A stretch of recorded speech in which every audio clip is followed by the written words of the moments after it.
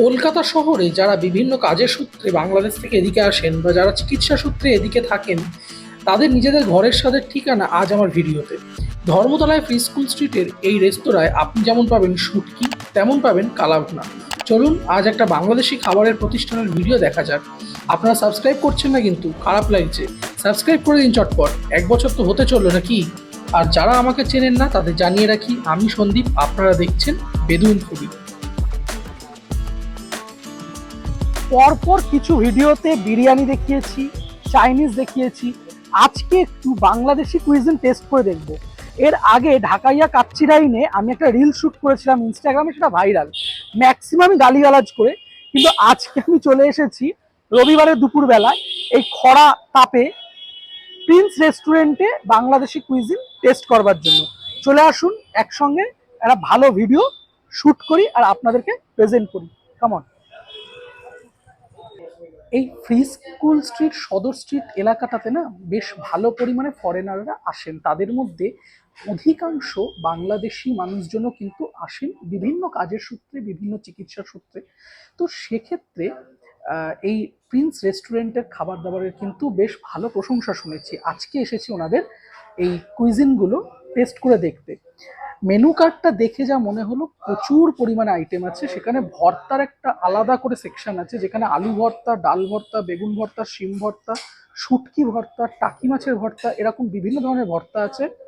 মোরগ পোলাও আছে, মাটন ভুনা খিচুড়ি আছে, মাটন ভুনা আছে, চিকেন রোস্ট আছে, ভুনা খিচুড়ি আছে। এদের ব্রেকফাস্ট সেগমেন্টটা কিন্তু খুব ইন্টারেস্টিং। মানে আপনি সকালবেলা ভুনা খিচুড়ি, মাটন ভুনা খিচুড়ি, এগ ভুনা খিচুড়ি, লুচি, সবজি, চানা ডাল যেমন থাকে সেরকম পাবেন।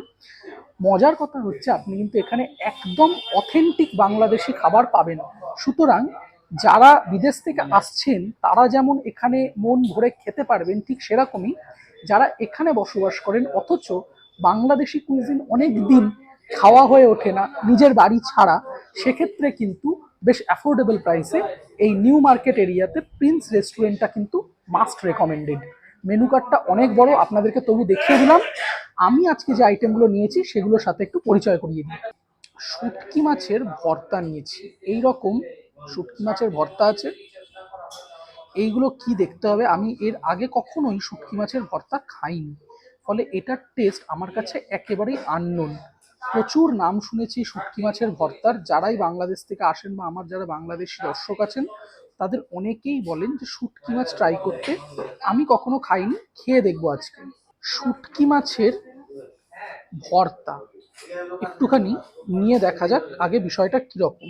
টেস্ট ভালো লাগলে আবার আরেকটু নেওয়া যাবে। আমি আগে একটু শুটকি দিয়ে এই ভাতটা শুকনো শুকনো মাখাই। এই রকম খোলা সহ রসুন আছে, আমি রসুনটা ভাতের মধ্যে বেশ ভালো করে পিষে নিয়েছি। এর সাথে একটু এরকম মাখিয়ে নিই, খেয়ে দেখা যাক। প্রথমবার শুটকি মাছ খাচ্ছি।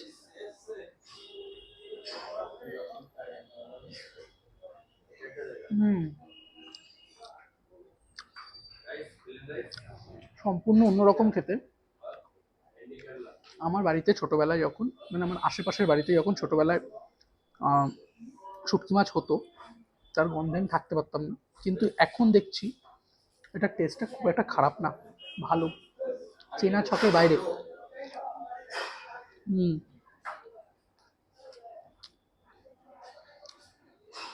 রসুনটা মাখিয়ে নিতে না,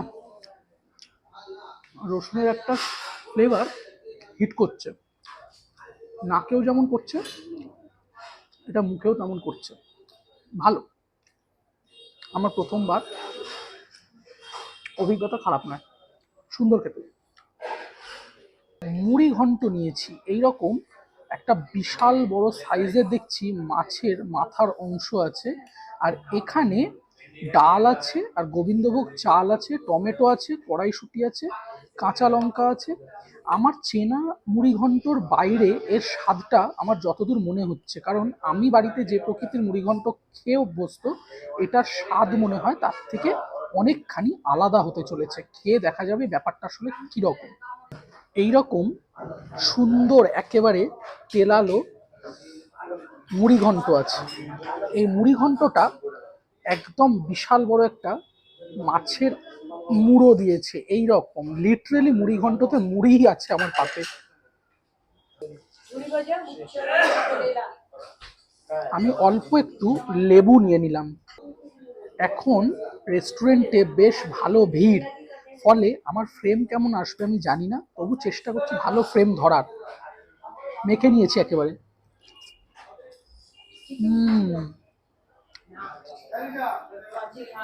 এই স্বাদটা একেবারে অনবদ্য। গরম মশলার একটা ডিস্টিংক্ট ফ্লেভার আছে, গোটা গরম মশলা, যেটা আমার মুখে এইমাত্র একটা লবঙ্গ পড়েছে, গোটা লবঙ্গ, দুর্দান্ত লাগছে।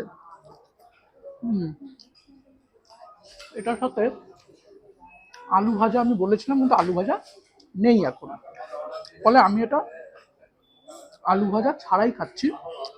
গোবিন্দভোগ চালের একটা সুন্দর স্মেল আছে, মুগের ডাল আছে, একেবারে ঘন ঘন করে ঝালটা গলায় হিট করছে। মিষ্টির কোনো ব্যাপার নেই কিন্তু, মানে আমরা এপার বাংলায় যেমন সব খাবারই একটা মিষ্টি দিয়ে অভ্যস্ত, এখানে কিন্তু সেই ব্যাপারটা নেই, গলার পিছনে একটা ঝাল হিট করছে। একেবারে রবিবারের দুপুর ফাটাফাটি ঝাল ঝাল খাবার।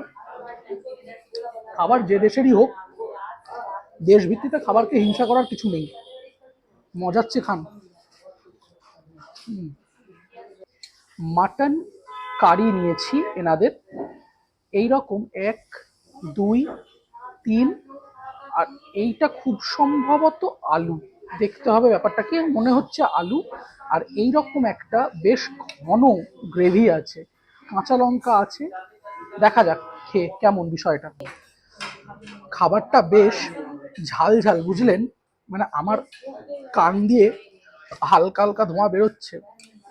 আমি এরকম একটু আলু আর একটু মাটনের পিস নিয়ে খেয়ে দেখাই। একটু আলু মেখে নিয়েছি, বুঝলেন, মানে এর আগের যে দুটো আইটেম খেলাম বেশ ঝাল। খাই।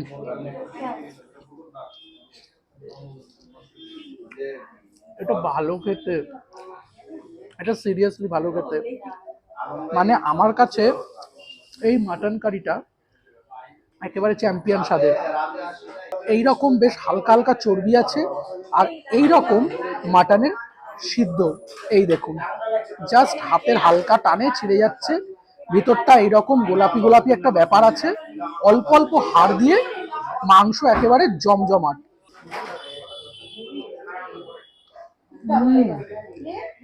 মাটন কারিটা অনবদ্য বললেও কম বলা হবে।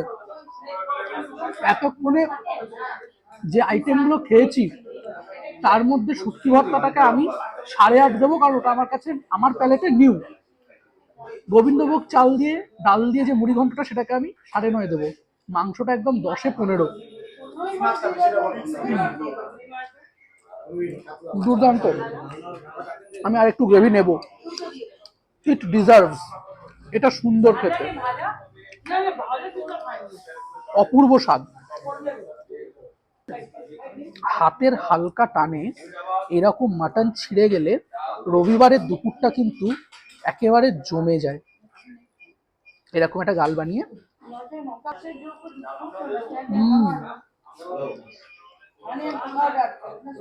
Just super super. পুডিং নিয়েছি, খেয়ে দেখা যাক এখানকার পুডিং কিরকম।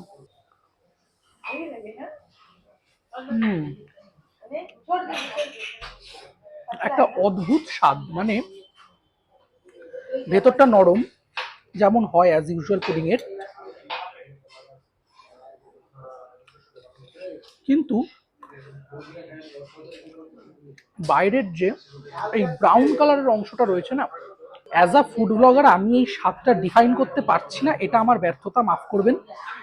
খুব সম্ভবত এটা ক্যারামেলের টেস্ট, কিন্তু ক্যারামেলের টেস্টটা আমার কাছে কেন জানি না মনে হচ্ছে একটু অন্যরকম।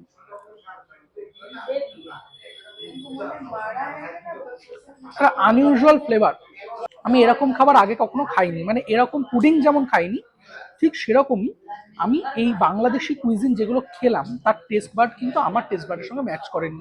কিন্তু আমার খারাপ লেগেছে এটা বলবো না, আমার খুবই ভালো লেগেছে। কিন্তু আমার কাছে এটা একটা নতুন রকম এক্সপিরিয়েন্স।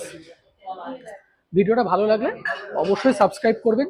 প্রচন্ড সাউন্ড, বাকি কথা বাইরে গিয়ে হচ্ছে। প্রিন্স রেস্টুরেন্ট থেকে খাওয়া দাওয়া শেষ করে জাস্ট বেরোলাম। কয়েকটা কথা বলি, সেটা হচ্ছে আমি যেহেতু নিজে ব্যক্তিগতভাবে ঘটি, ফলে সেক্ষেত্রে আমার টেস্ট বাডের সাথে খাবারের ম্যাচ হবে না, এটা খুব স্বাভাবিক। কিন্তু এই খাবারের সঙ্গে আমি আস্তে আস্তে ইউজ টু হচ্ছি। খাবারটা আমার কাছে অল্প বিস্তর পরিমাণ একটু ঝাল লেগেছে। খুব স্বাভাবিক, ওপার বাংলার মানুষ একটু ঝাল ঝাল খাবার খেতে বেশি পছন্দ করেন। এই জায়গাটা ব্রেকফাস্ট জয়েন্টের জন্য যেমন পপুলার, ঠিক তেমনই লাঞ্চ টাইমে কিন্তু বেশ ভালো পরিমাণ ভিড় দেখা যায়। এমনকি রেগুলার বেসিস কাস্টমার কিন্তু প্রচুর।